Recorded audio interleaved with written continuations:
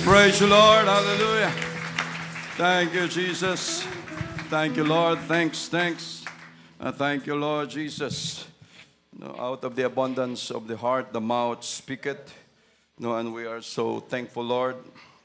Every day, we pinapahiram mo pa rin kami ng breath of life. Thank you, Jesus, and for the strength that you've given us each day.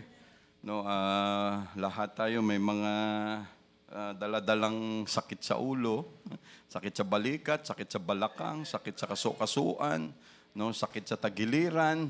But Lord, you are so great. We are so thankful that we have you, Lord Jesus. Lord, we thank you. We praise you, Lord Jesus. Thank you, Lord. We may be seated. Thank you, Jesus.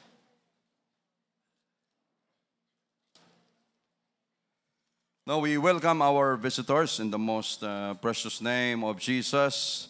Ito galing sa Pasig, si Grace Oraye, Katrina Agua, tapos Bendita Agua, no? Holy water, no? Bendita Agua. No? Mine is Oraye. No, lahat ay galing sa Pasig natin ito, yung outreach natin. Thank you, Jesus. We praise the Lord. Welcome in this place. Sila rin ba yung na Bible study kahapon? No, so thank you, Jesus, dahil natuloy yung Bible study natin kahapon doon sa Pasig. No, at ito ay galing, ito naman sa from Bagong Barrio, si Princess Jing, 7 years old, at saka si Andrea Lariosa, 9 years old. Andito sila. Thank you, Jesus. Thank you, Lord. At kahapon, ang mga umattend sa Bagong Baryo, yung mga kabataan ay nasa 41, 42. No? So nag-i-invite na rin sila ng kanilang mga kaibigan. No? So thank you, Jesus. Yan. Anong tinuro ni Brother JC dito? 7 dispensation ba? No? May mga task na kasi sila that may gawain tayo doon, may mga nakatoka na sa kanila kung no, yung kay Brother Eric, Jacob Strobel ba yon? Yung sa'yo? No? Kasi nagbibiruan sila dyan eh. But thank you, Lord, dahil yung nagdala rin sila kahapon ilang pirasong toothbrush, no, para turuan yung mga kabataan ng hygiene. No, so akala nila lahat, no, nagtututbrush sa kanilang bahay. No, so konti lang yung dinala nilang toothbrush. Yung ibang mga bata, nanay lang daw nila yung nagtututbrush. No? Alam, sa atin na mahihirap, no, na lumaki, ang toothbrush natin minsan, alam mo yung kung hindi hanggat may wire, yung mga yung tawag ni dyan. No, hanggat may ganon, tuloy ang gamit. No. Nung tapos ka na, ako naman. No. Hindi sa amin na may hirap. No. Ito yung mga the most neglected, no, sa amin dati, na ito yung halos, no, hindi walang pasta, pag sumakit, bunot agad. No? Tapos doon sa amin, yan, sa Corazon Locsin Memorial Montelibano, ngayon Regional Hospital na yata. No? Pipila pa kami doon, tapos ng pila, yan, saan masakit? Okay, pag may pera ka, pag kaya pa, pasta para ma-maintain, manatili. Nung kami, bunot agad. Di ubos lahat ng bagang. Wala nang natira. No? Tapos kung yun nga Ma, bakit hindi man lang kami makapagpa-cleaning nung time na yon? Pa-cleaning. Wala kang makain, pa-cleaning ka pa. No? No? Ganon kami. No? Mga neglect natin ito, na ito pala ay napaka-importante. No? Na, yan, pagtanda natin, kunting lamig, parang ano ka na kaagad, no? Pati forma ng mukha mo na iba na kasi wala nang mga support dito eh. No? Ano na lahat dito. No? But yun. Yun naman ang mga tinuturo natin para maturuan din yung mga kabataan kung anong mga dapat gawin. Minsan, di naman uso yung toothpaste na yan, fluoride. Minsan, asin lang, ganun mo doon. No, yung asin, lagyan mo kunting suka, ibabad mo doon sa tubig, tapos, no, wala eh. Sino naman magtuturo nun? No, hindi uso sa amin ang dentista nung time na yun. Sa may mga pera, pwede yan. Pero kami na lumaki, no, ganun ang style. No, naubos na pag smile mo, yung itim na itim andito. No, ganun. But kaya sa mga kabataan at ang parents nyo mayroong pangpalinis, pangpamintain, i-appreciate nyo ng gusto yan. No, kasi hindi namin naranasan nung time na yon. No, and also, may 7 tayong mga kids from Cavite. Lahat ito may Holy Ghost na. No, so, andito rin sila. Thank you, Jesus. Praise the Lord. Tapos yung anak ni Sister Monica, no, na anak ni Sister May, andito rin. Nakatayo na siya ng kamay niya, nakataas. Si Tess Kwok, Korean to, no? Tess Kwok. No? Chinese, no? Kwok. No, yun, Tess Kwok. No, so, first time niyang pumunta rito, pero akala mo may Holy Ghost na siya pag enjoy siya dyan kanina. Thank you, Jesus. And, no, andito rin pala mabuti nakaluwas ka, Sister Malu. No, si Ate Malu, siya yung caretaker ni Sister Lourdes. No, Sister Lourdes, no, magiging 80 years old na siya, Sister Baby. No, umabot din siya ng 80. No, nakaraan, ginala sila nila Sister Maricel. No, saan sila gumala? Binila niya si mama nila kung ano yung kailangan. Tapos sabi kay Sister Maricel, "Ate, thank you talaga, ha?" Parang nakakatawa, but it's a heart, no, nakakadurog ng puso. No, yung nanay mo tapos tawag sa'yo, ate. No, dahil sa dementia. No, very hard, medyo yan. But Lord, thank you for keeping her safe. No, na okay pa rin at abot siya ng 80 years old. Thank you, Jesus. At Sister Bell, unahan ko na Sister Bell, magpasalamat mamaya. Yung kanyang result, ay thank you, Jesus. We praise you, Lord. Thank you, Jesus. No, na normal naman pala yung mga result doon sa kanyang neuro, sa utak niya. Hindi naging normal kasi inunahan sa Google. No? Inunahan sa gig. Pag nag-check ka kasi talaga, tapos mga medical terms, no, pag-check mo, tapos ay ganito na pala nangyari sa akin, parang ilang araw ka na lang, ganun. You know, pero yung pala, okay naman. So, okay naman, Sister Bell. Thank you, Jesus. Kung mayroong mga kailangan pang mga i-repairs, Lord, andiyan ka naman. No, at tawag dito, ano na rin, yung it goes with age talaga, no, habang kakaedad. Pero ito yung minsan, yung tainga natin, yung mata, no, na parang hanggat hindi tinatamaan, parang wala lang sa atin, pero kasama rin yan sa dapat nating bigyang pansin minsan. No, kasi yung balanse natin, hindi dahil sa nahilo ka lang, kundi dahil sa tainga, sa mata, connected, lalo na pag Life, no, sabi nga, hindi, life begins at 40. Maintenance begins at 40. Yung iba nga, wala pang 40. No? Mayroon na. Wala, ganun talaga eh. But shall we say, praise the Lord? And thank you, Lord, for all of us na andito this morning. Thank you, Jesus. No, thank you, Jesus. We praise the Lord. So, 10:45 ang oras natin. Let's open our Bible in the book of 2 Kings. 2 Kings, umpisa natin sa chapter 18. Tapusin natin sa chapter 22. Haba, no? Hindi, ikwento ko na lang ito para mabilis. 2 Kings chapter 18. Puntahan natin konti yung background ni...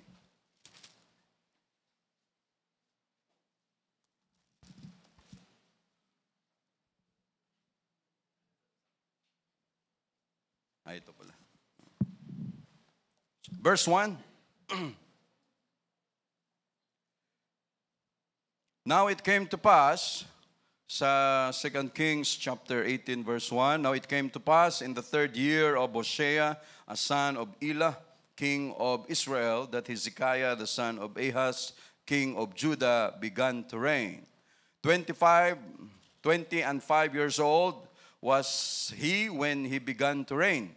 No, so 25 pa lang si Hezekiah nung siya ay namuno sa kaharian, siya ay naging hari, and he reigned 20 and 9 years in Jerusalem. No, his mother's name was also Abi, the daughter of Zechariah. And he did that which was right in the sight of the Lord, according to all that David his father did. No, so kung ano ang lahat ng mabuti sa paningin ng Panginoon, yon ay kanyang ginawa lahat, kagaya no, ng kung ano ang ginawa ng kanyang amang si David, no, yung kanyang lolo na si David. Kasi every time may king na bagong labas, bad or good king, lahat lang yan ay ni-example sa kanilang ama o lolo, si King David. He removed, ito ang kanyang mga ginawa, he removed the high places, yung mga altar, yung mga dating sinasambahan ng mga Israelites, lahat ng yan ay kanyang pinagigiba, pinagtatanggal, yung mga high places. When you say high places, yan ibig sabihin altar. No, above the ground, mas nakakataas. And break the image or images. No, so hindi lang tayo ang maraming mga rebulto.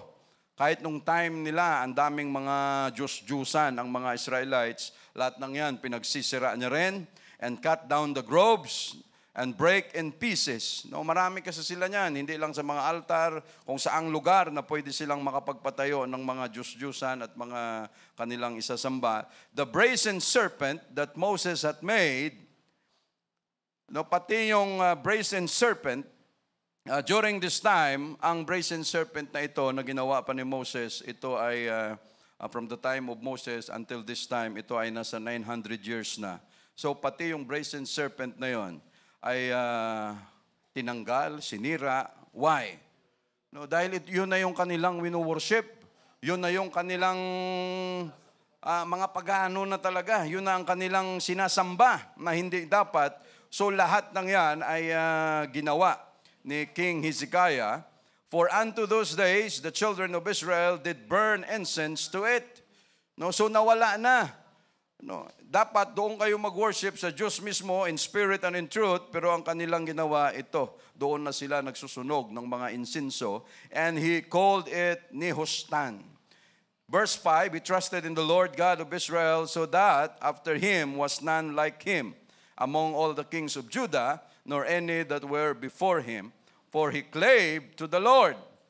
No, talagang yumakap, kumapit siya ng gusto, talagang dumikit siya sa Panginoon, and departed not from following Him. So hindi siya lumayo sa Diyos, yung mga utos, but kept His commandments which the Lord commanded Moses. At dahil sa kanyang mga ginawa, sa verse 7, and the Lord was with him. No, sinasamahan siya palagi ng Panginoon, and he prospered whithersoever he went forth. Kahit siyang pumunta, kanyang pinagagawa, ibig sabihin, lahat ng kanyang kilos was anointed by God dahil sa ang kanyang mga ginagawa ay pleasing in the sight of our God. So, and he went forth and he rebelled against the king of Assyria and served him not. Now, shall we pray for a while? Lord, again, thank you so much, Lord Jesus. Thank you so much, Lord, for giving us the good health, for continuous healing, Lord Jesus, sa bawat isa sa amin, that every time we pray, Lord, ikaw ay sumasagot sa aming mga panalangin, na patuloy mo kaming pagalingin, bigyan ng lakas. Thank you for the breath of life. Lord, sa aming lahat, mga seniors namin, patuloy for keeping them safe.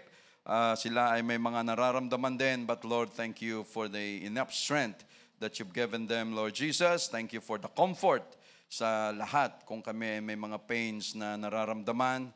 Thank you, Jesus. Lord, bless your word this morning.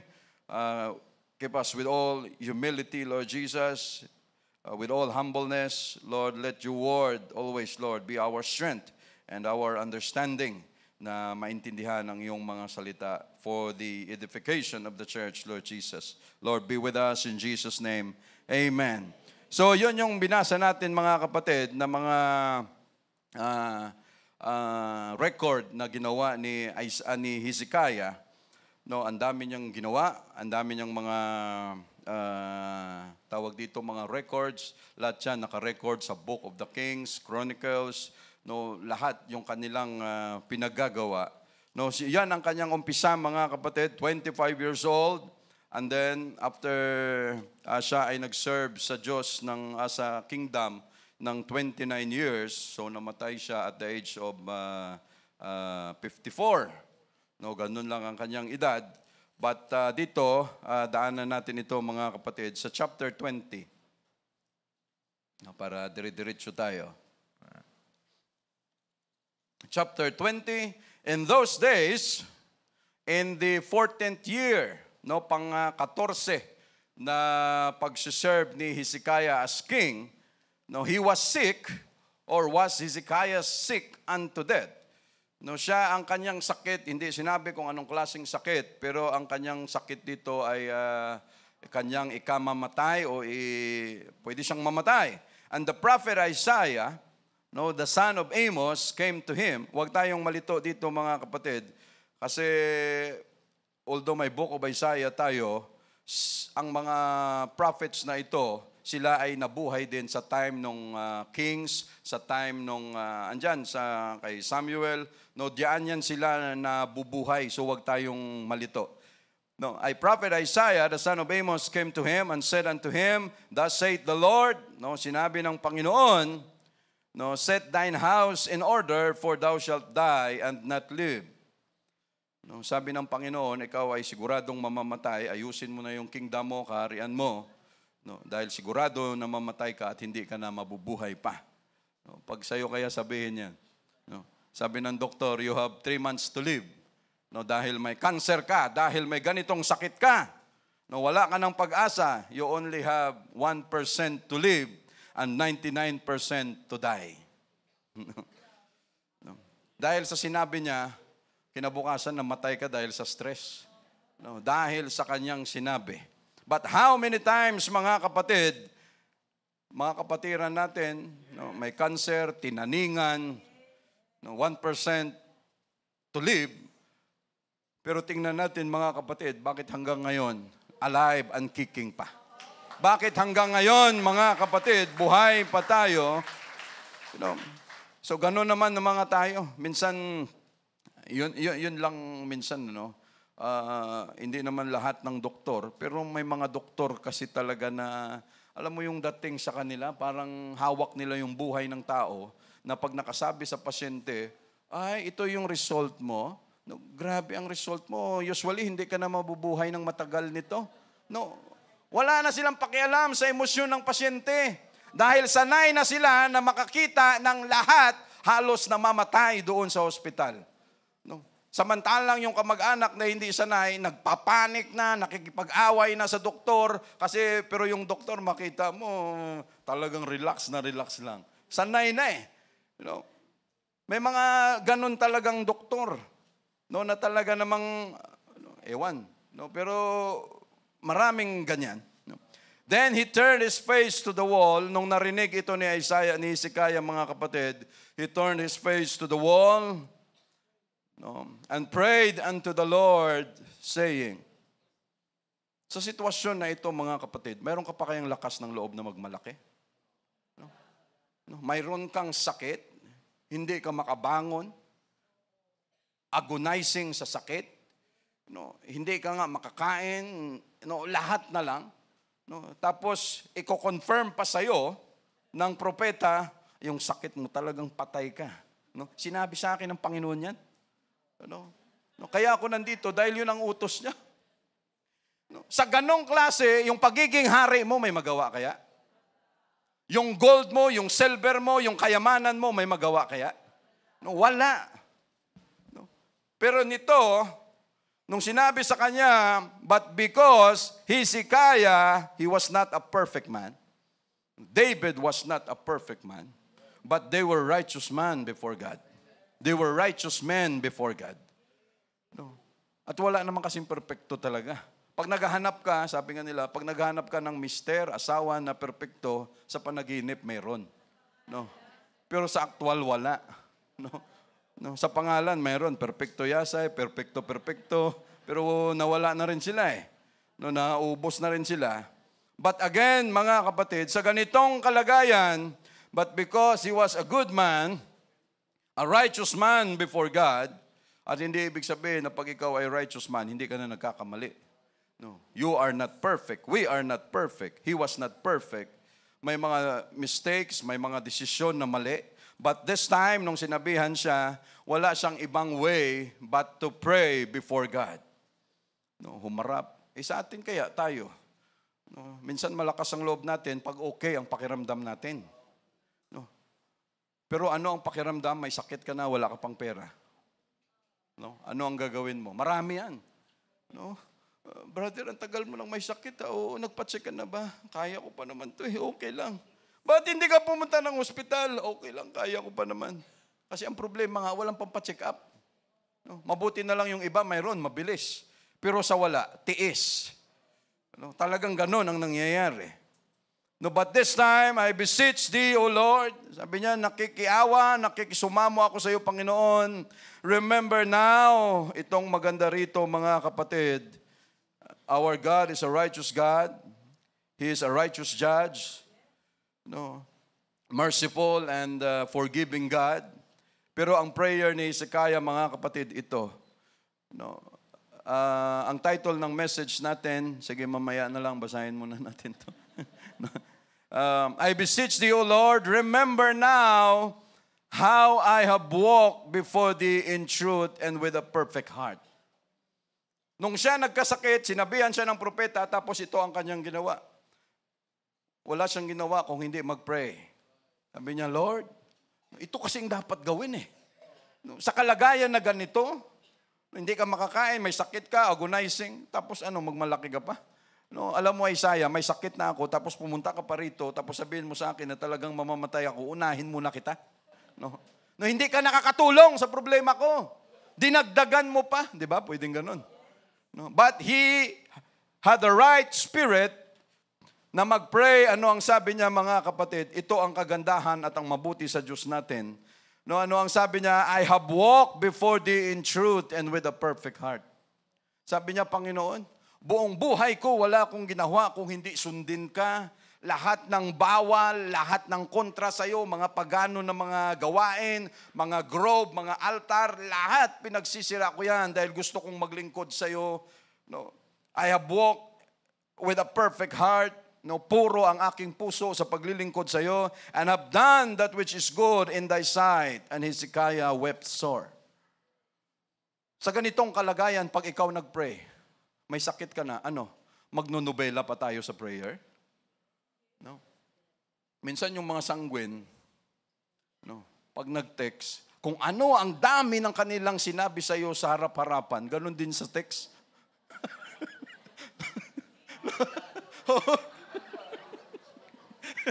No, hindi tayo na may personal dito. Pero yung pag pinag-aralan mo yung temperament. Sabi ni She, ikaw na magbasa. Sabi ko, tapos sasagutin mo lang, ay, okay, thank you very much. Thank you, Jesus. No, pero ganun talaga eh. Pati sa text, dala-dala yung temperament na yun.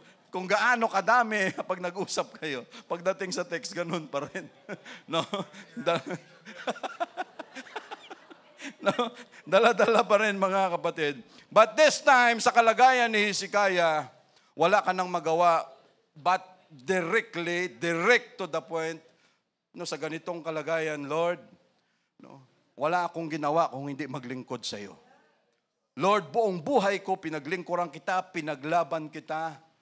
Wala ka ng ibang prayer. Hindi ka na pwedeng number one, may sakit ka, hirap ka na magsalita, sa kalagayan mo na yan. Diretsuhan na ang prayer. And have done which is good in thy sight, and Hezekiah wept sore. So siya ay in lamentation, nalungkot ng gusto na ganun ang judgment sa kanya ng Diyos. But he did the right thing. Ganun naman ang maganda eh. Pag ganun, instead na magmalaki ka sa Diyos, Lord, No, may sakit ako ngayon, pagbigyan mo lang ako ngayon na mabuhay, pa susunod na buwan, dadagdagan ko yung tithes ko. Ganun ba? Lord, sa susunod, dadagdagan ko yung offering ko. Ganun ba yung prayer natin? Hindi ganun yun. No? Pati ba naman pera pa rin ang nasa isip mo? No? Pag namatay ka, lahat ng mga ito hindi madadala. But again, wala siyang ibang prayer. Lord, basta ginawa ko lahat, ang dapat, ganito.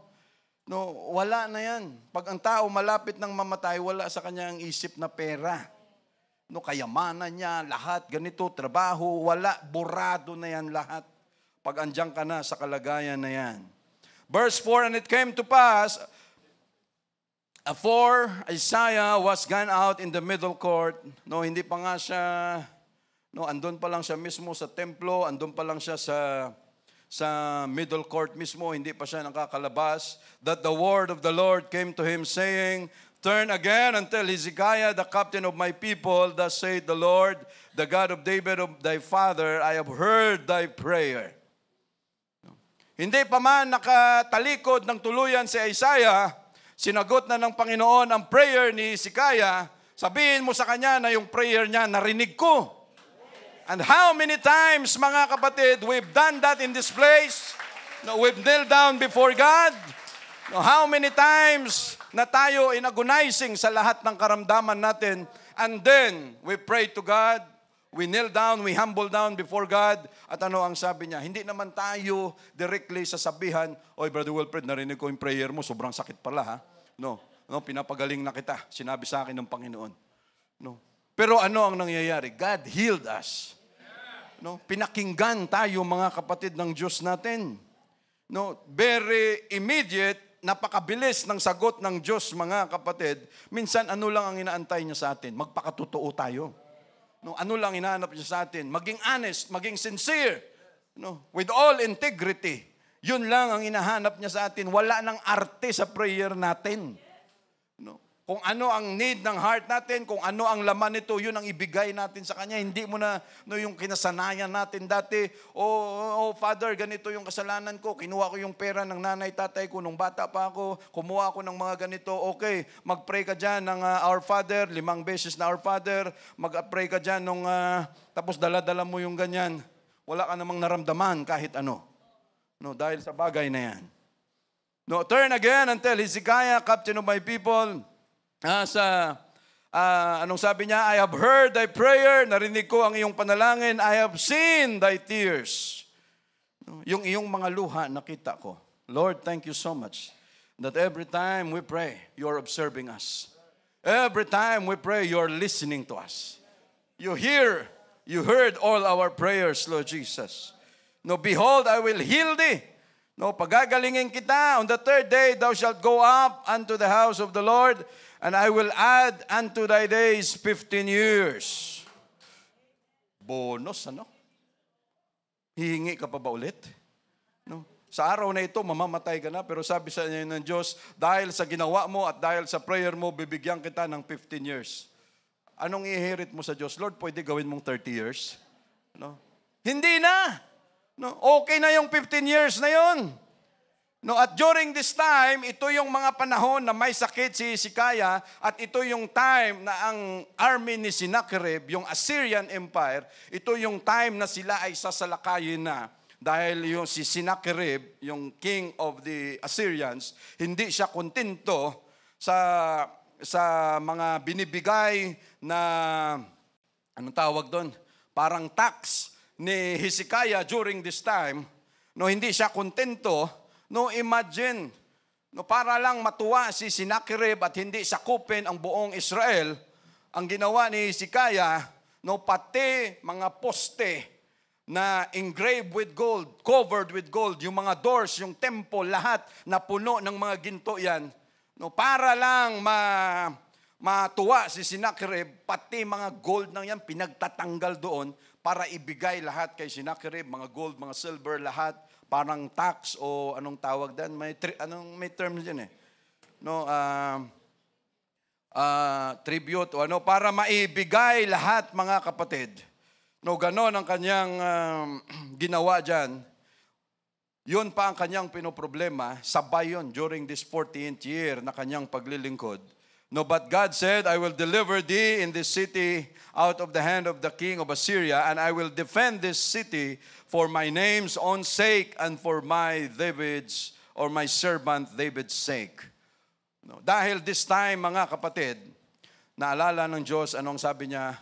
No, for my own sake and for my David's servant's sake. No, sabi niya, bubuhayin kita, bigyan kita ng 15 years na additional sa iyong buhay. No, not because of you, but because of my sake. And because of David's sake. Grabe, ano? No? Ibig sabihin, God will do that to us, hindi dahil tayo ay magaling. Hindi dahil ang Diyos natin may utang sa atin, kung hindi anong sabi niya, dahil naalala ng Diyos yung kanyang pangako kay David na sa lahi mo manggagaling mismo si Jesus doon. No? At hindi pwedeng mamatay si Hezekiah dahil wala pa siyang anak na susunod. That is why sabi ng Diyos, sabi niya, for my sake and for my servants David's sake. Sabi niya, sige, bubuhayin kita kasi naalala ko yung aking sinabi na pinangako ko kay David na sa lahi mo manggagaling ang King of Kings and Lord of Lords, and that someday doon din ako manggagaling mismo. No? Kaya binuhay niya si Hezekiah. And this time, mga kapatid, ano ang isang ugali ni Hezekiah na napakaganda, mga kapatid? Ito, basahin ko lang isang bagay dito. No, sa verse 14 ng chapter 19, ito ang kanyang problema. No, and Hezekiah, sa verse 14, received the letter of the hand of the messengers and read it. And Hezekiah went up into the house of the Lord and spread it before the Lord. And Hezekiah prayed before the Lord and said, O Lord God of Israel, which dwelleth between the cherubims, Thou art God, even Thou alone, of all the kingdoms of the earth, Thou hast made heaven and earth. No? Ito ang maganda, mga kapatid, na talagang pwede nating kopyahin. That every time we have troubles, every time we have problems, ilatag natin sa Diyos. Hezekiah spread it before the Lord. No, every time may problema tayo, may hinaharap, wala tayong gagawin kung hindi ilatag natin kaagad sa Diyos. No, Lord, anong solusyon, anong problema rito? Tulungan mo kami. No, ilatag natin kaagad at sigurado tutulungan tayo ng Diyos, mga kapatid. No, and if we believe on Him, we must believe Him. No, ito minsan ang yung bang Lord, alam namin andiyan ka, you are the God, you are the creator of everything, creator of heaven and in earth. Pero Lord, bakit kami natatakot? Kunting pakiramdam lang na mayroon kami, Lord, katapusan na ba? Lord, ito na ba? No, bakit kami natatakot? And it's so good, mga kapatid, na nakakaramdam tayo ng takot na yan. Why? Pag tayo hindi na nakaramdam ng takot, our tendency is to believe in ourselves. At pag pinagkatiwalaan na natin ang ating sarili, baka mawala yung tiwala natin sa Diyos dahil wala na tayong takot, wala tayong emosyon. Ang tendency natin, Lord, hindi ka namin kailangan, kaya namin to. But every time we feel yung takot na yan, anong ginagawa natin? Lord, no, hinahanap natin siya kaagad. Lord, ganito. Lord, may problema. Lord, may issue. May ganito. Lord, ganito, naramdaman namin, may sakit. Lord, ganito ngayon, sister namin, brother namin. Kaya ang Diyos lalong natutuwa because every time we can feel that, tayo ay dinudulog natin sa Kanya. Mga kapatid, ang bagay na yan. Thank you, Jesus. Thank you, Lord. Punta tayo, mga kapatid, our main message. No, ito. No, let us open our Bible sa 2 Kings chapter 20 pa rin. Verse 12. Chapter 20, verse 12. Diyan tayo.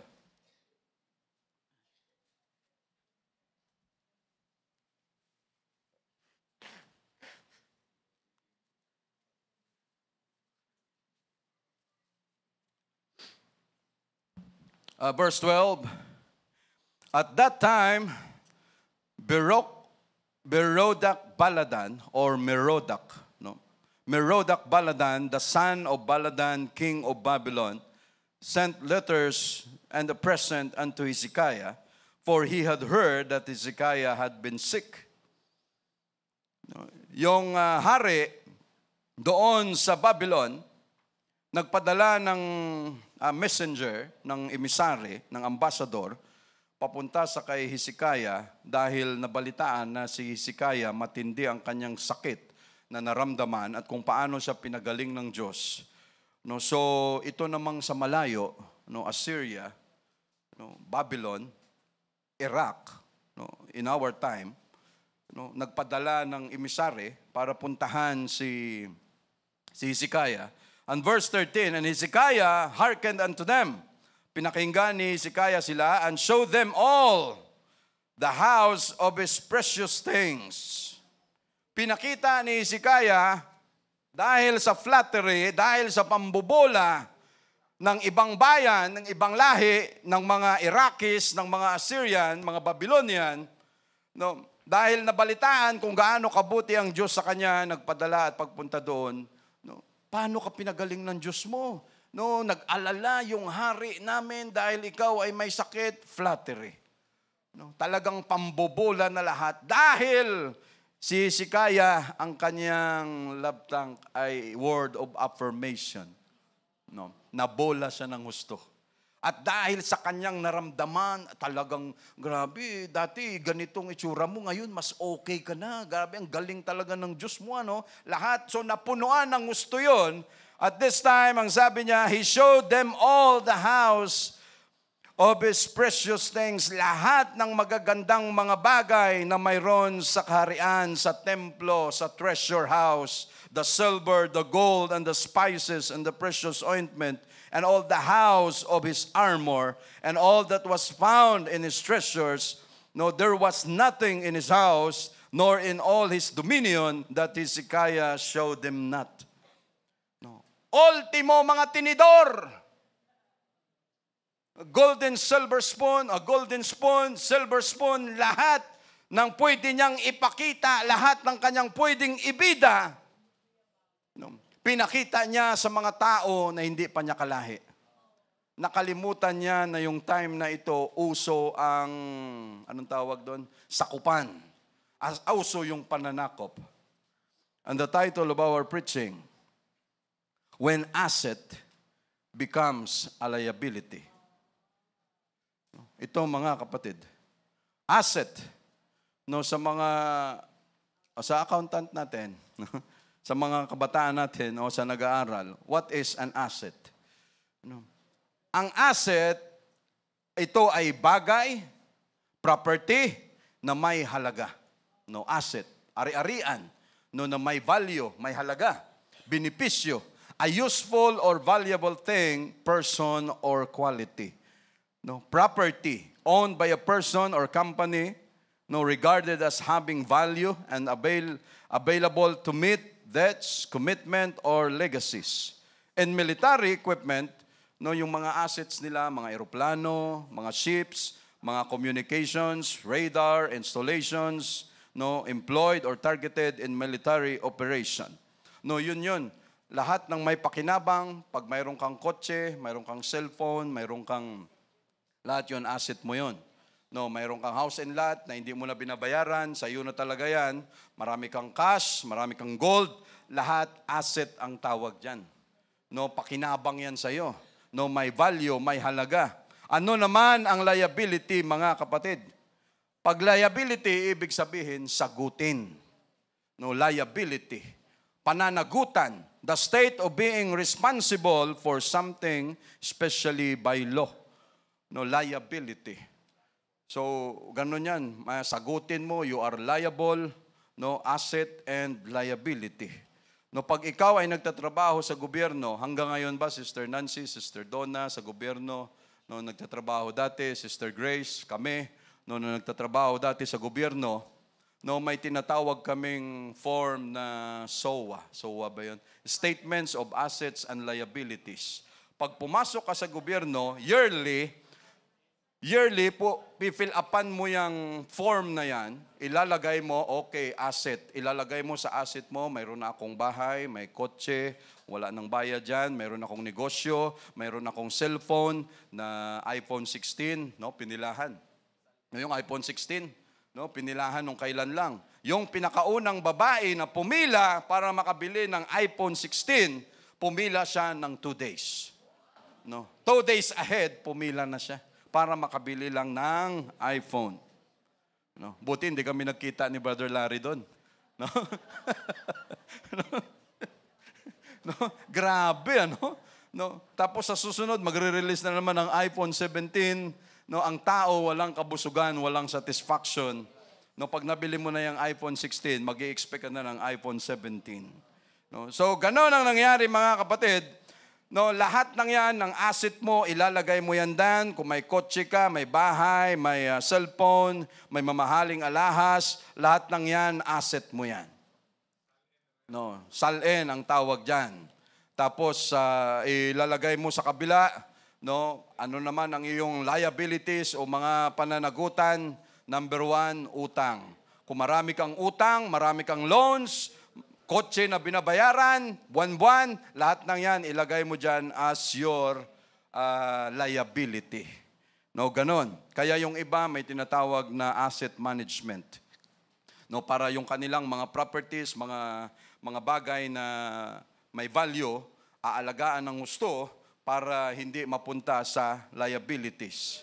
No, pag ikaw artista, no, ang asset mo ang iyong mukha. No, o di kaya no, ang may value sa iyo o di kaya yung pag-arte mo, no, yun yung may asset sa iyo. Si Tina Turner, binti ba 'yon? No, si Tina Turner namatay na rin. No, ano nangyari sa binti niya? Wala na rin. No, yan yung asset niya. So may mga insurance. No, yan ang pag singer ka, ang asset mo, boses mo. Pag model ka, ang asset mo, katawan mo. Pag sa sport, yan, katawan din yung asset mo, yung talento mo. Ang iba naman, laway lang ang kapital, asset nila yon. No. No. No, walang perang kailangan pero paglabas nila, no, ang gagaling magsalita. No, may buhay na sila, no, mga scammer, ano. Mga scammer, buhay na. Yung iba naman, no, pati mga content creator, talent nila 'yan. So yung nagkakapera na, no, kahit ano kainin mo diyan dahil ikaw yung matapang, no, ultimo mga dumi kinakain mo para ipakita na matapang ka, asset nila 'yon. Ngayon mayaman na sila. No, may mga asset na sila. No, sometimes mas mataas ang liability o yung mga sagutin kaysa sa asset natin.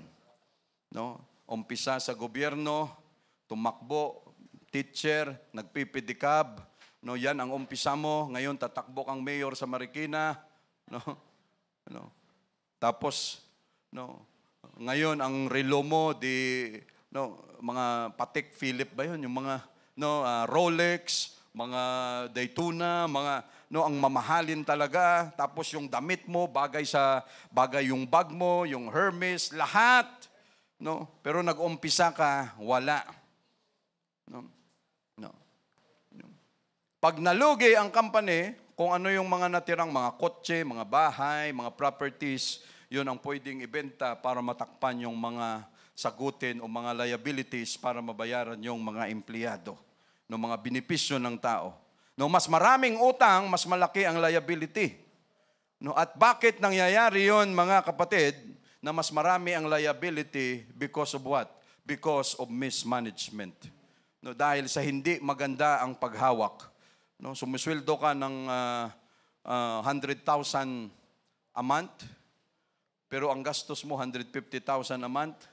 No, dali ka, mas malaki ang liability mo. No, ganon ang mga simpleng example, mga kapatid, no, ng asset at saka liabilities. Hezekiah was the 13th king of Judah, the 7th good king.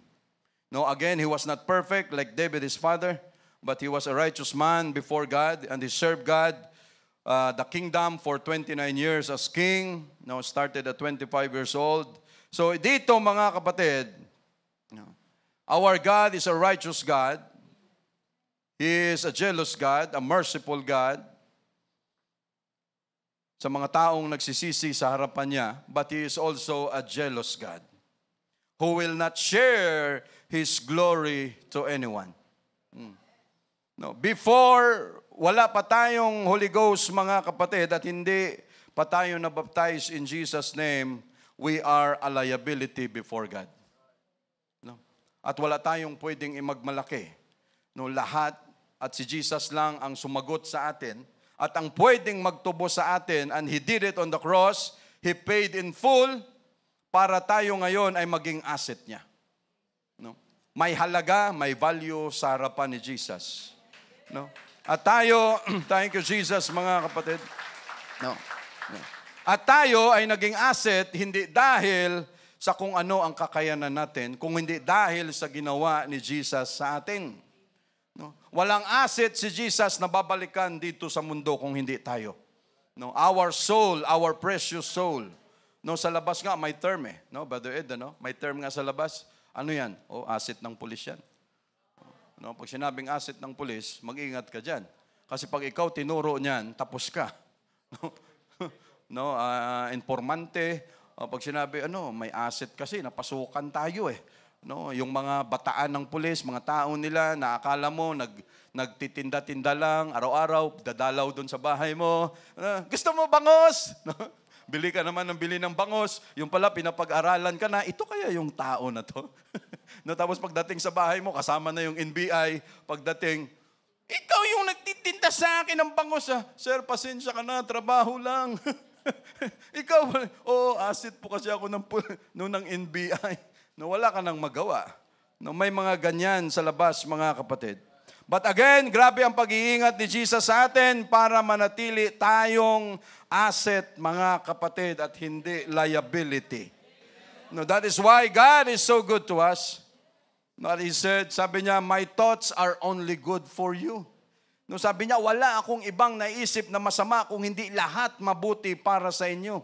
That is why ang pag-alaga ng Diyos sa atin, 24/7, nag-umpisa tayo sa church, mga kapatid, lahat liability. But unti-unti, God changed us from a liability to asset. To an asset or to Ang dating hindi pansinin, ngayon pinagmamalaki na ni Jesus. Nung nag-umpisa tayo sa church, majority to us, walang asset. Puro liability. Yung umpisa natin sa church. Nung nag-umpisa tayo, wala talaga tayong asset. Wala kahit ano. Yung iba na mayroon, you must be thankful to God dahil mayroon na. At nung napunta sa church, nadagdagan pa. But because of our faithfulness with God, rewarded us with His blessing. Dati, pa-commute lang. Ngayon, may bike ka na. Ngayon, may motor ka na. May tricycle, may kotse. May bahay, may lote, may cellphone na mamahalin. Thank you, Jesus.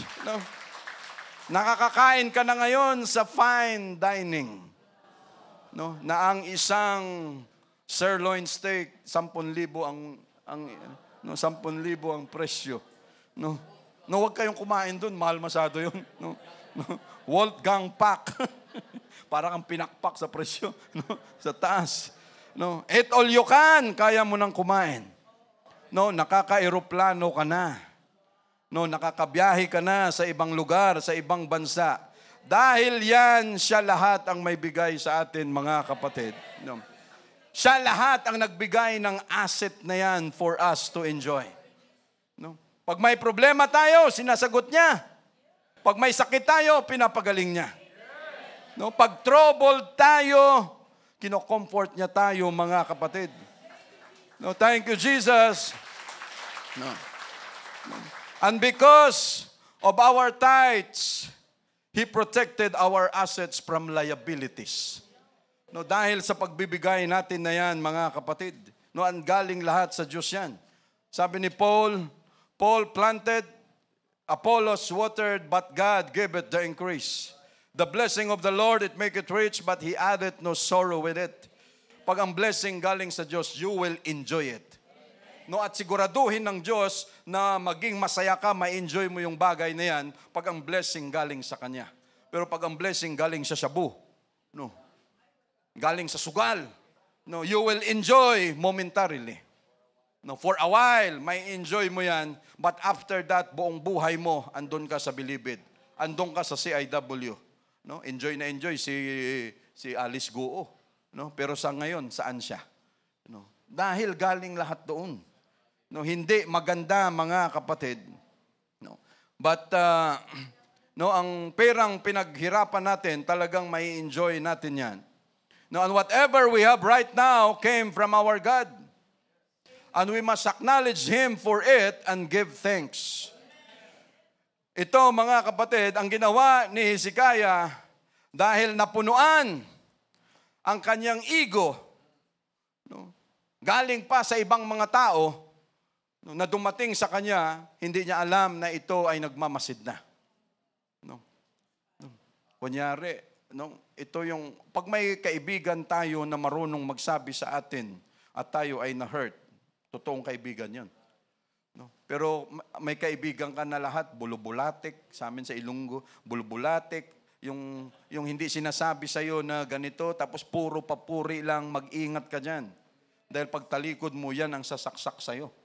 No? Hindi makasabi sa'yo na, alam mo friend, hindi ako ganito dun sana ganito yun. Pag hindi niya kayang gawin yan sa'yo as friend, he's not a loyal friend. No, hindi totoong kaibigan niya. Time will come, pag may problema, ilalaglag ka niyan. No, pag gano'n ang mangyari. No? But itong kay Hezekiah, mga kapatid, lahat pinakita niya, ultimo kawali, ultimo kaldero, ultimo sandok, lahat ng pwede niyang ipagmayabang, pinakita niya lahat. Ngayon, uso. Dati pa yan No, sa YouTube, sa Facebook, uso ngayon mga house tour. No, nakita natin yan. No, house tour. No, magmula sa gate, ipapakita na kung gaano kaganda yung gate. Pagpasok mo, may mga, no, makikita mo na talagang mapapahanga ka. Ay, ito yung pinto namin, made of solid nara. Ang laki, parang templo. Yan ang presyo niya, no, 200,000 pinto pa lang. Pagpasok mo, yung doorknob, parang doorknob ng Senado. Isang doorknob, 1,000,000. Ano? Saan ka nakakita? Government building, 20 billion? Ganon mga kapatid, no, house tour, lahat ipakita, no, ipakita nila kung saan lahat nakalagay yung mga sapatos. No, tayo, ang cabinet natin minsan halo-halo na. Pagbukas mo ng cabinet, no, may sapatos, may kung ano-ano na lang. Why? Wala kang mapaglagyan No, pero sila may closet talaga, may room talaga, lahat nakaayos, lahat ng mga bag na mamahalin andun, may mga pailaw-ilaw pa, lahat ng alahas andito, lahat ipapakita talaga. Why? Kayabangan. Walang ibang rason kung hindi magyabang. Ikaw naman na mahirap at tumitingin, parang lalo kang bumabaon sa lupa, no, sa pangarap, sa buti pa sila, ako kaya kailan makakahawon, lalong pasama ang iyong pakiramdam. Pagtingin mo sa mga Facebook, no, ng iyong mga kaklase, mga kaibigan, grabe, nakabili na siya ng lote. Wow, grabe, may Lamborghini na siya. Wow, grabe. Bahala sila sa buhay nila dyan. Mga kamag-anak natin, bahala sila. No, siguraduhin natin na ang satisfaction natin wala sa mga bagay na yan. No, ang satisfaction natin andito. No, yung contentment, no, na kung ano ang binibigay sa atin ni Jesus, mga kapatid, no, andyan marami sa labas. No, dati, nung kami nasa TUP pa, talagang inggit na inggit talaga ako dun sa mga kasamahan kong young people na nauna sa church doon sa Bacolod. Sabi ko, grabe, laging no, every iba yung barong, every Sunday, every service, iba yung barong, nakakurbata, ko grabe. Yung akin laging ganito na lang No, ay importante wala namang nagsasabi na, brother, kakasuot mo lang yan nung nakaraang linggo No. Isang linggo naman lumipas No. Kaya nga minsan, nasuot ko na ba to nung linggo? Hindi ko na rin maalala. Okay, ikaw nga mismo, hindi mo maalala No, pwede. No, ganun ulit. Ang importante, malinis. No? Pero hindi hahayaan ng Diyos, mga kapatid, because of our faithfulness, hindi niya halaan na sa matagal ang paglilingkod natin sa Kanya, hindi niya hahayaan na manatiling isa lang ang barong mo. Hindi niya hahayaan na manatiling isa lang ang long sleeve at kurbata mo, mga kapatid. No? And God will give it to us. No? So lahat yan, house tour, ano ang purpose niyan? Para ipagmayabang, ipapakita, ibibidyo, o ilan na yung coaching na bili niya. Ito, kakabili ko lang yan, Ferrari, hindi ko pa yan nagamit. No, pero ipakita mo sa lahat, sa buong mundo, kung ano ang mayroon ka para ano, para makater mo yung ego mo na makita ng iba no, na parang naka-arrive ka na. No? Pero ang ganitong mga kwento, no, especially mga kapatid, no, especially na tayo andito na sa church, God is more than sensitive pagdating sa kayabangan natin. No, why? Pag-aari niya tayo. No, asset niya tayo. Tapos yung asset na ito magmayabang, ang Diyos very sensitive. No, ina-action niya kaagad. No, ano ang sabi niya? Si Nebuchadnezzar, Babylonian. Pero anong sabi niya? Nebuchadnezzar was my servant. No, pero nung nagmayabang, inaksyonan niya kaagad. No, si David nung nagmayabang, inaksyonan niya kaagad. Why? God is very sensitive. Dahil alam niya na yung kanyang mga tao na asset niya, pag ito nagmayabang, alam na ng Diyos kung saan patungo yan. No, someday kukunin niya ang glory. Someday hindi na ito magtitiwala sa akin dahil believe na siya masyado sa sarili niya. No, ganon ang mangyayari. And God will act on it immediately pag alam niya na tayo, yung kayabangan natin sa ulo, no, ang ginagawa ng Diyos, papuputokin niya kaagad yan. No, pag very sensitive ang Diyos pagdating dyan, mga kapatid. Then came Isaiah the prophet sa verse 14. No, kung mayroong Isaiah rito, si Hezekiah, si David, mayroong Nathan, no, na magsasabi sa mga hari na ito kung ano ang kanilang pinagagawa. Then came Isaiah the prophet. No, nung pinakita ito ni Hezekiah, wala naman si Isaiah doon. Nung pinagmayabang nito ni Hezekiah sa mga Babylonian, wala naman si Isaiah doon. Then came Isaiah the prophet unto King Hezekiah and said unto him, what said this man?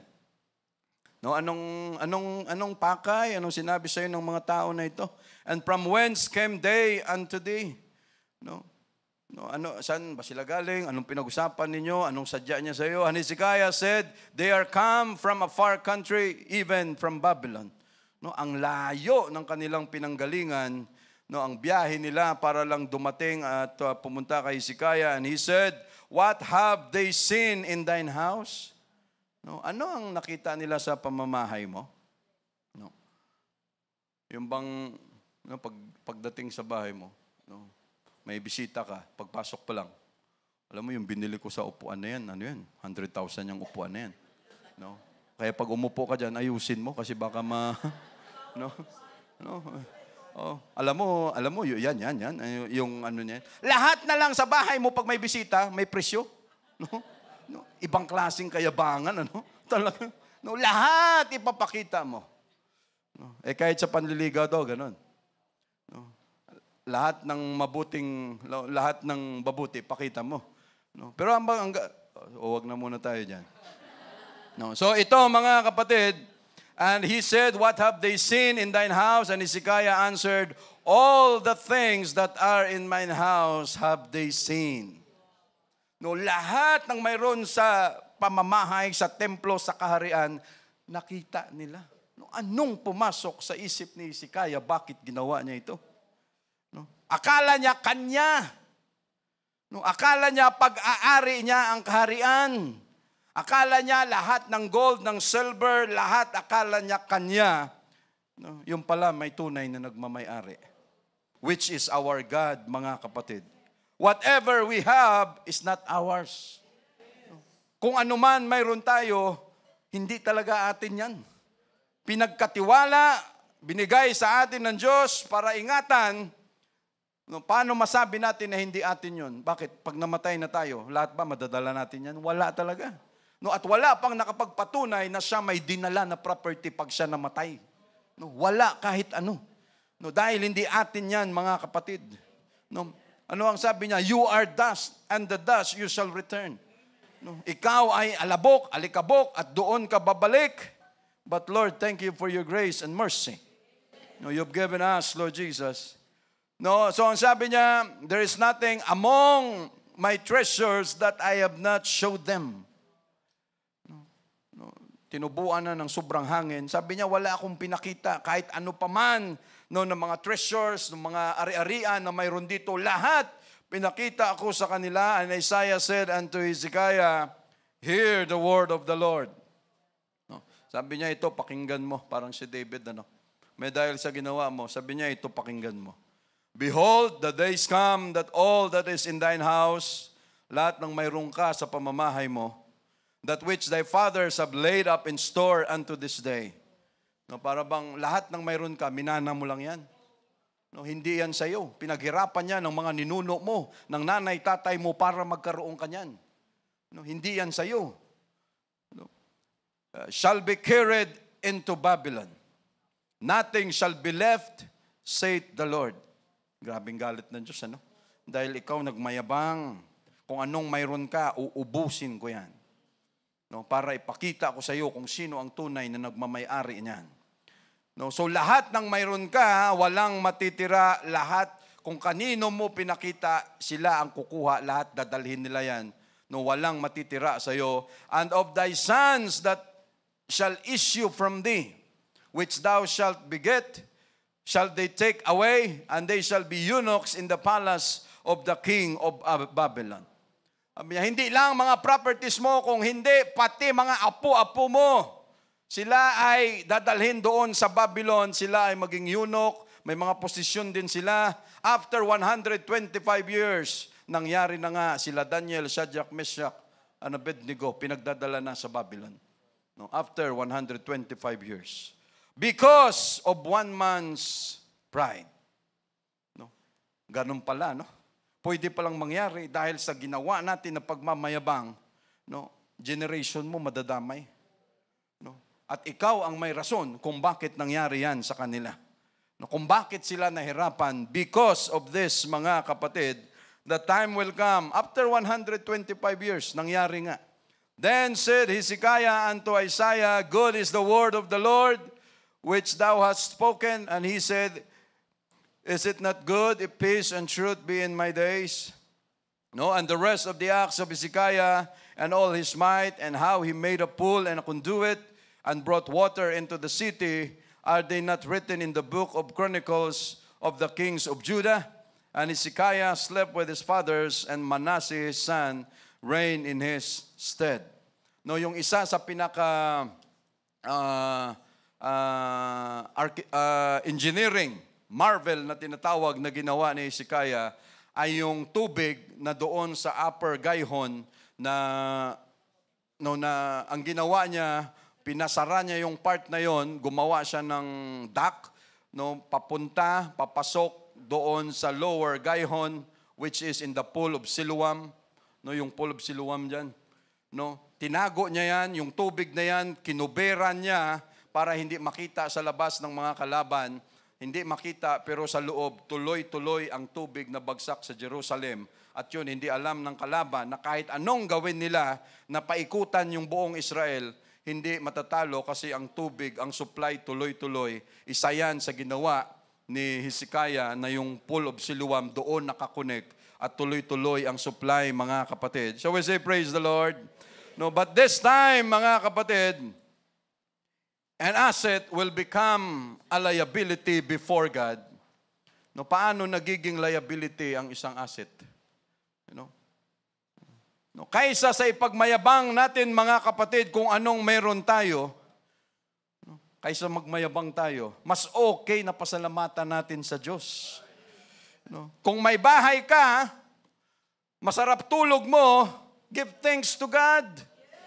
No, ipasalamatan natin sa Diyos yan. Kahit inuupahan mo lang, pero kung pagdating mo sa bahay, maganda ang paghiga mo, give thanks to God. Pasalamatan natin ang Diyos natin, mga kapatid, kaysa sa magmayabang. Give thanks to God. No? Kaysa sa magmayabang, may kotse ka, huwag mong ipagmayabang, be thankful to God. Kung may motor ka, be thankful to God. Kung may bisikleta ka, be thankful to God. No, dahil yung pinapangarap mong bisikleta, pinapangarap yan ng naglalakad. No, na sana magkaroon din siya. Yung kamay natin na ito na tinataas natin, we must be thankful to God. No, dahil nagagawa pa natin, mga kapatid, no, dahil pangarap yan ng iba. May makain tayo na masarap, be thankful to God. No, masarap na tulog, be thankful to God. No, masarap, malakas ang katawan natin na ito, pagising natin, may kunting ubo, may kunting sakit sa ulo, may kunting acid, pero buhay ka, okay ka, we can worship God. Be thankful to God, mga kapatid. No, malakas na katawan, healthy tayo, be thankful to God. No, maganda ka. Ang kutis mo maganda, gwapo ka, be thankful to God. No, hindi yan para ipagmayabang. No, wala kayo lahat sa akin, iba ako. No, iba ka ngayon, pero baka bukas, mas iba ka sa amin. No, no. Dahil sa kayabangan mo, pag ang Diyos ang gumawa ng paraan, iwan ko na lang. No. No, ganun lang, dalawa lang naman ang purpose natin. Dalawa lang naman ang motibo natin lagi. Either magpakumbaba o magmayabang. No, pero madalas ang napipili natin, magmayabang. No, kung mayroong bagong kotse, porma ka doon, tapos i-post mo. Siyempre, wala namang kamuang-muang yung mga mahal natin sa buhay, mga kaibigan. Malay ba nila kung atin yun? No, wala namang magsasabi na, sa'yo ba yung pinost mo? Wala namang magaganon, pero magla-likes lang sila, mag-o-okay, magaganon. No, malay ba nila na hindi pala sa'yo yun? No, pero ang dating sa kanila, mabuti pa siya, naka-arrive na siya.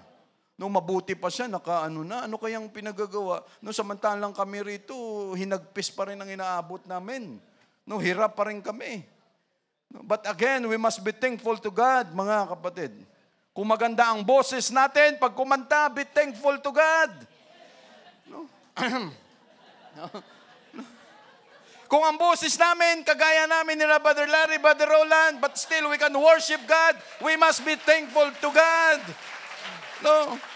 Dahil hindi basihan ang ganda ng boses in our worship. No, we must be thankful to God. Huwag tayong maghanap na, Lord, kailangan ganito para mapasalamatan. Hindi ganun. No, dito sa maliliit na bagay, dito pa lang matuto na tayong mag-appreciate sa Diyos. No, at pag ang Diyos nagbigay na paunti-unti ng malaki, the more that we must appreciate Him. No, hindi yan mga rason, mga kapatid. No, hindi yan rason para lalong magmayabang sa Kanya, Lord. No, dahil sa dami na ng mayroon sa kingdom na binibigay mo, ang dami na ng mga gold, silver, mga alahas dito, Lord. Sino kaya, kasi alam, lahat ng kingdom, no, lahat ng nasasakupan ko, alam na nila na mayroon ganito. Wala bang taga-ibang lugar, Lord, para makita naman nila kung paano ako magmayabang sa kanila? No, grabe utak, ano? Nakalimutan ni Hezekiah kung anong mayroon siya, hindi dahil yon sa galing niya. Dahil yon sa gusto ng Diyos na ibigay sa kanya. But the danger is, yung mga asset na ibinibigay sa atin ng Diyos, makalimutan natin at ipagmayabang natin, yun nagiging liability. At sagutin natin sa Diyos yan. Nakakalimutan natin. Gwapo ka, maganda ka, may boses ka, matalino ka, be thankful to God. Pero hindi natin yan pinapasalamatan na, Lord, thank you so much for giving me the knowledge, the wisdom na wala sa kanila. No, simpleng mayabang, ano? No? Talagang sasabihin mo pa na, Lord, kung anong talino ko mabuti binigay mo sa akin, sa kanila kasi wala yan eh. No? Ang angas mo. No? Yung kunyari, humble pero mayabang. No? Maraming mga ganyan. Pag maganda trabaho natin, mga kapatid, we must be thankful to God. No? Pag mayroon tayong negosyo, binibless ng Diyos, we must be thankful to God. No? Pag maganda ang posisyon mo sa trabaho, be thankful to God. No? Huwag nating ipagmalaki. And whatever we have, again, we must be thankful to God. No? Work, maganda. Trabaho, maganda. No? Because wala tayong pag-aari na atin sa mundong ito. Kung hindi lahat galing sa Diyos, mga kapatid. At wala tayong may pagmalaki kahit kanino man. Especially in our God. An asset will become a liability pag tayo talaga nagmayabang sa harapan ng tao at sa harapan ng Diyos, mga kapatid. And pride is very subtle. Masyadong tuso ang kayabangan natin na minsan hindi natin maramdaman. But again, kung ano man ang mayroon tayo, we must be thankful to God. Why? Huwag natin ipagmayabang. Kasi anything, yung talino, galing mo sa trabaho, yung mayroon ka, ang dali lang sa Diyos gumawa ng paraan na kung ano ang pinagmamalaki natin, yun talaga ang dadalihin ng Diyos. Ayan ang pinagmamayabong mo. Yun ba ang asset mo? Sige, madali lang sa akin. Why? Siya ang may control ng lahat ng ito. So instead na tayo, kahit dyan sa labas, hindi natin sila ginagaya, makabili lang ng konti, makaganito lang, tapos ipopost.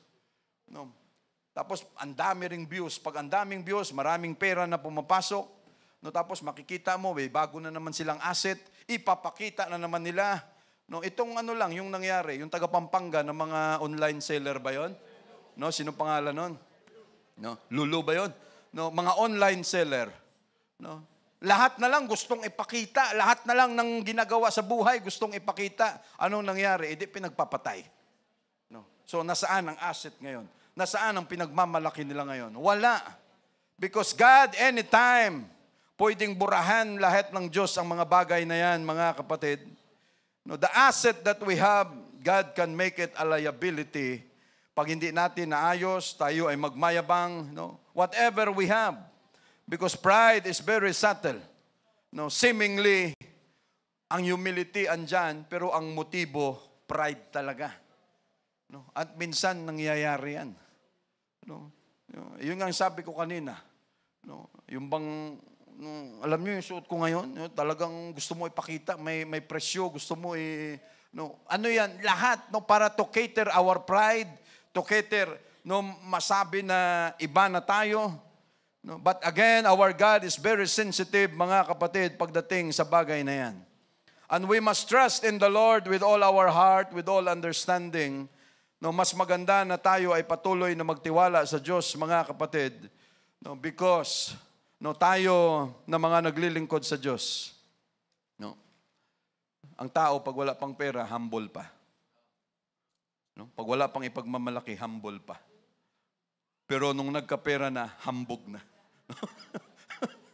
Hambog na. Iba na. Umiba na, mga kapatid. Dahil sa mga bagay na yan. But sometimes, minsan kahit tayo na matagal na sa church, ang nakakatisod sa atin, hindi yung mga bagay na malalaki sa harapan natin. Sometimes, yung mga nakakatisod sa atin bilang matagal na sa church, yung mga bagay na pang-new convert. Mga basic, doon tayo nadadali. Dati yung basic na yan, yun yung pinapaglalaban natin ng gusto, talagang we fight for it, we stand for it. Pero sometimes, pag hindi natin mapansin, matagal na tayo sa church, pero ang nangyayari, yung basic na yan, doon pa tayo nag-give in. Doon tayo natitisod. Kung kailan matagal na tayo sa church, pinaglaban natin yan, mga attendance natin, mga trabaho natin, for many years pinaglaban natin, and then suddenly, parang wala tayong magawa. Parang, may ano kami. Sige. Parang andali. Pero samantalang dati, yung pang-new convert na yan, talagang is not an issue to us. Kayang-kaya nating paglabanan. Say, praise the Lord. Again, the title of our preaching, When Asset Becomes a Liability.